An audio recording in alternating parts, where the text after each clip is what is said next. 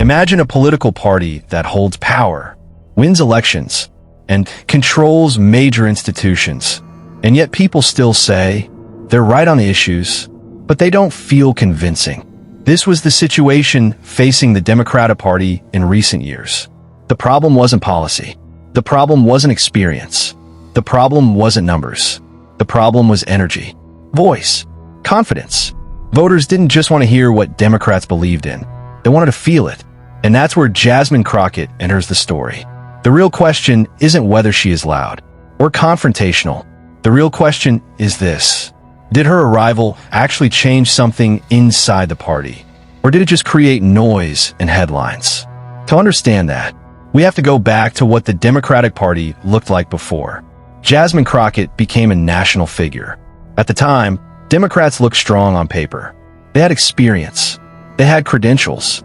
They had institutional power. But emotionally, something was missing. Younger voters were drifting away. Non-voters were increasing.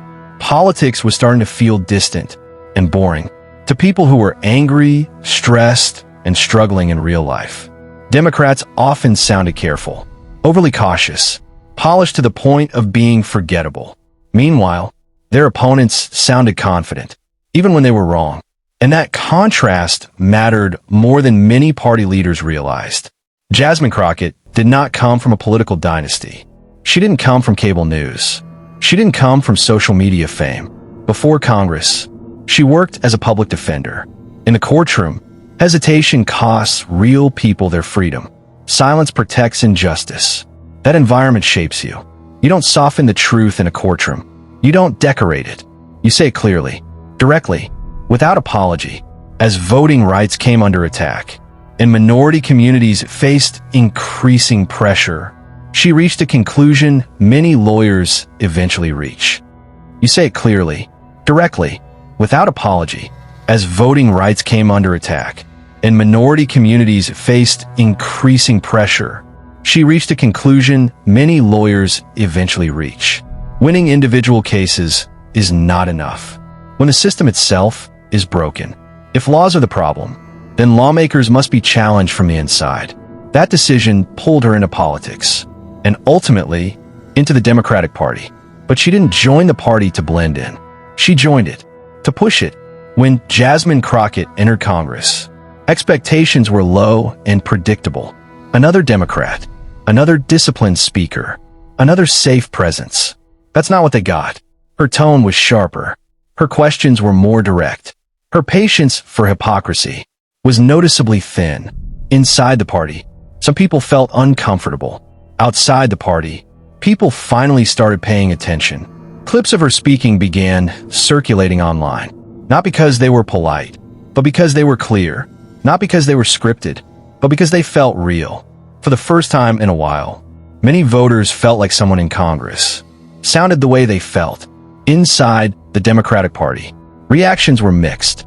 Some leaders saw her as an asset, someone who brought attention and energy to a party that desperately needed both.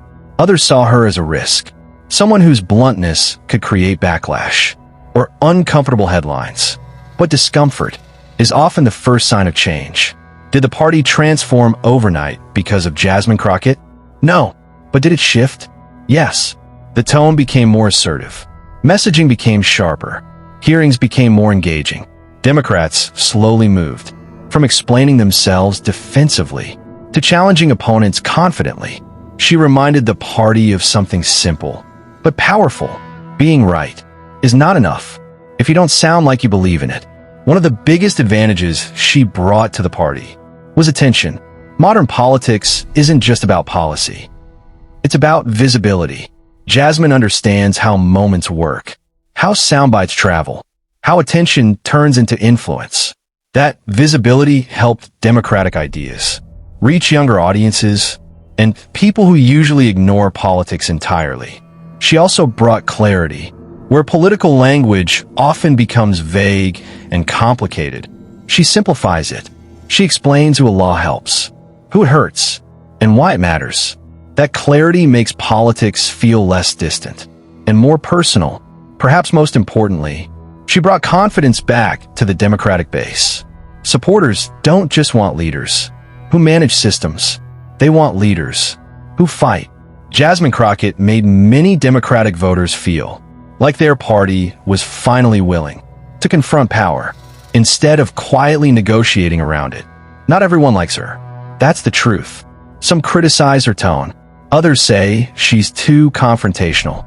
But politics is not a popularity contest. Inside a conference room, when everyone is comfortable, it usually means no real position is being taken. Neutrality doesn't inspire voters. Conflict, when grounded in principle, does. Supporters describe her as fearless, authentic, real. Critics describe her as loud.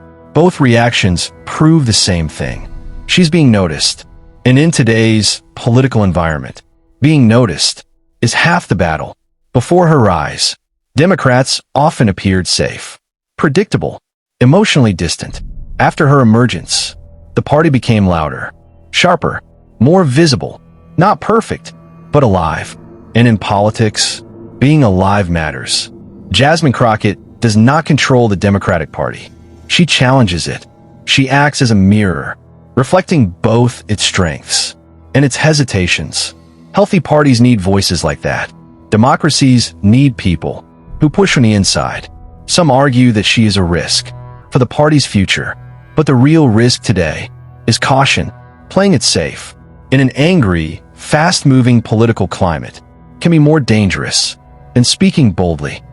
The future of the Democratic Party does not depend only on institutions or strategies. It depends on emotional connection. Jasmine Crockett understands something critical. Politics is not just about managing decline. It's about representation. It's about making people feel seen, heard, and defended. That is why people watch her. That is why people debate her. And that is why her clips are replayed again and again.